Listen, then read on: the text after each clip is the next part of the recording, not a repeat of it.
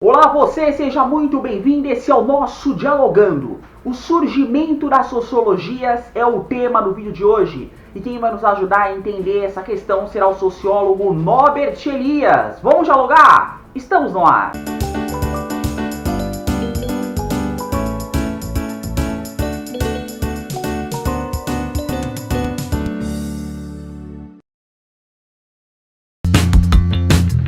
Bom, essa explicação será dividida em duas partes. Já que a gente tem muita coisa para tratar sobre esse assunto, eu gostaria de dizer que cada parte desse vídeo elas estão interlaçadas e vão ajudar a compor aí esse todo que é justamente o surgimento da sociologia. Primeiramente, o contexto histórico desta época era o contexto histórico na qual a Europa estava sendo comandada, era a monarquia absolutista, do ponto de vista político.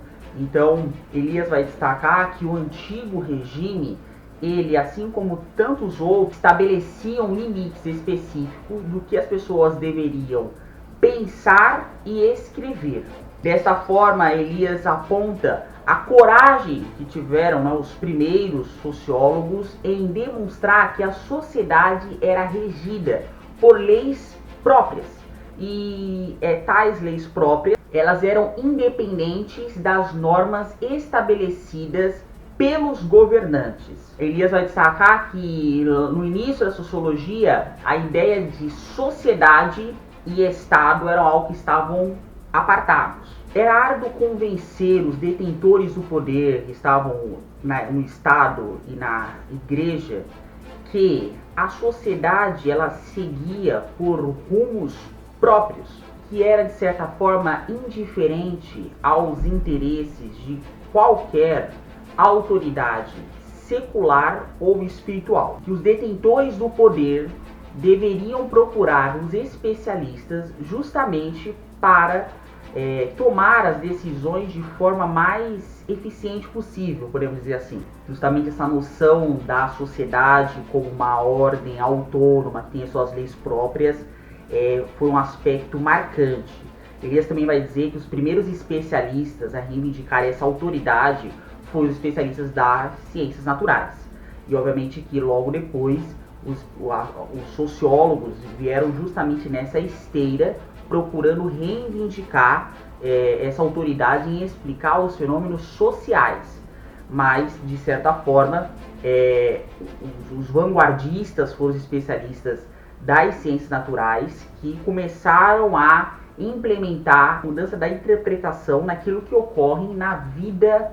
Elias vai destacar que essa ideia ela começa a ganhar cada vez mais força no imaginário social à medida que as classes médias começam a depender cada vez menos do Estado para os seus negócios. Se até o século XIX as principais flutuações que atingiram a vida das pessoas comuns eram determinadas pelas leis da natureza, sobretudo quando se tratava de boas ou más colheitas, depois desse período, os indivíduos passaram crescentemente a ser afetados por oscilações referentes às leis sociais, aos mecanismos autorregulares dos ciclos dos negócios altamente independentes, mesmo em relação aos governos poderosos. Essa transição deu equilíbrio de poder muito irregular e quase unilateral para o menos irregular e mais multilateral, não criou, mas acentuou muito as propensões autorreguladoras e relativamente impessoais de elementos sociais, tais como os mercados nacionais e internacionais. Fenômenos desse tipo contribuíram para a busca em explicar a sociedade. Então, essa ideia da autonomia dos fenômenos sociais frente a interesses pessoais começou a, de certa forma, a chocar com o modo de explicação tradicional que estava vigente na sociedade. Atenção! Mas Elias destaca que a mudança era lenta, ou seja, essa mudança por especialistas que seriam encarregados de descrever esses fenômenos sociais. Então não foi algo que surgiu do dia para a noite, mas é uma mudança que vai ocorrer ao longo dos séculos, inclusive está intrincada com essa mudança da mentalidade da sociedade da época. Elias vai destacar que no século XVIII, a abordagem dominante, como por exemplo a do Hobbes, colocavam que a principal condição para o bom funcionamento ou para o melhoramento da sociedade eram as boas ideias, boas intenções daqueles que governavam. Se alguém pretendesse explicar os fenômenos sociais, olhava em primeiro lugar para os planos, os objetivos e os interesses dos líderes, ou no máximo de alguns poucos grupos ou frações em posição de liderança. Um dos principais fatores responsáveis pelo surgimento de uma ciência da sociedade foi a crescente consciência de que esse tipo de explicação não era suficiente. Então Elias vai chamar a atenção que um fato histórico importante da sociedade foi a Revolução Francesa. Por quê? Ela expressou o processo de mudança que vinha acontecendo da percepção da sociedade sobre a realidade social. Durante e após a Revolução Francesa, as pessoas se depararam que repentinamente com mudanças sociais que não podiam mais ser explicadas como resultado dos planos e intenções desses ou daquele homem específico, pois ficava notório que as mudanças não seriam resultado de um líder político ou religioso, ou seja, as mudanças sociais são resultados de um processo social não planejado e independente das vontades dos indivíduos. Conforme o tempo passava, observava-se que os governos podiam planejar, pretender seguir, decidir tomar certo curso de ação e ainda assim o resultado tinha grande distância diferente do desejado. Pela primeira vez, algumas pessoas tornaram-se conscientes do enigma peculiar da sociedade.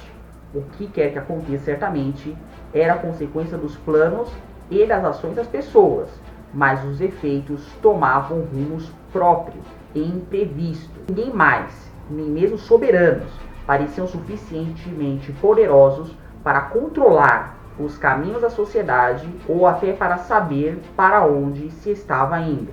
Bom, a partir desse momento, a legitimidade para explicar os fenômenos sociais, seja por parte do Estado ou da Igreja, ela começa a perder força. Em contrapartida, um outro grupo, que é o grupo dos sociólogos, começa a emergir na tentativa de mostrar que a sociedade possui suas regras próprias e não dependem do Estado para seguir o seu rumo.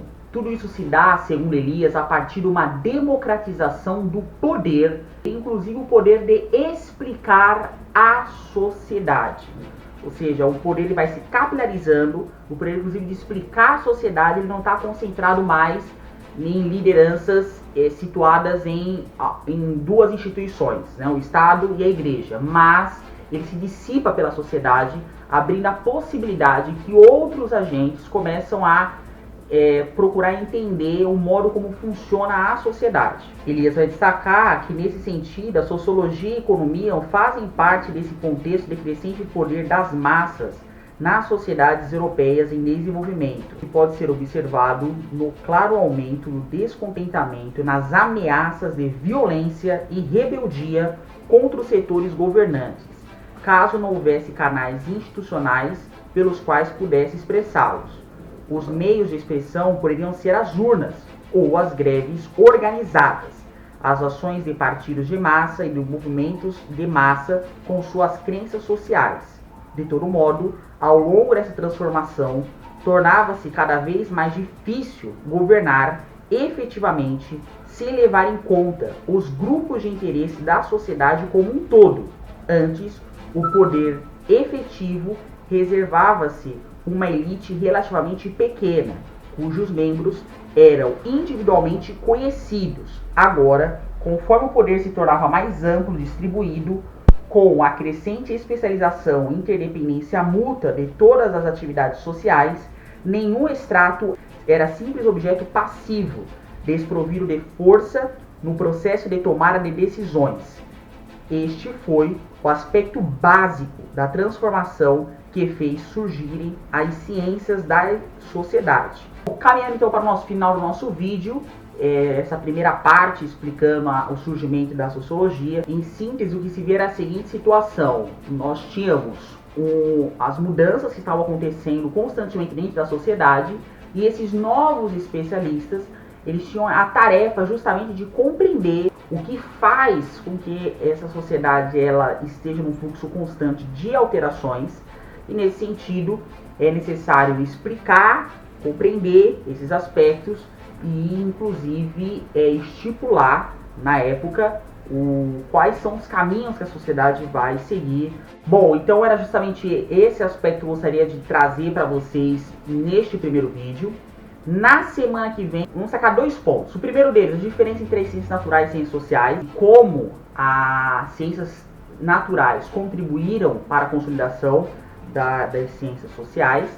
E devemos ainda considerar um outro aspecto destacado por Elias. Os primeiros sociólogos, ele vai destacar lá o Comte e o próprio Marx, eles tinham uma mesma plataforma de pensamento.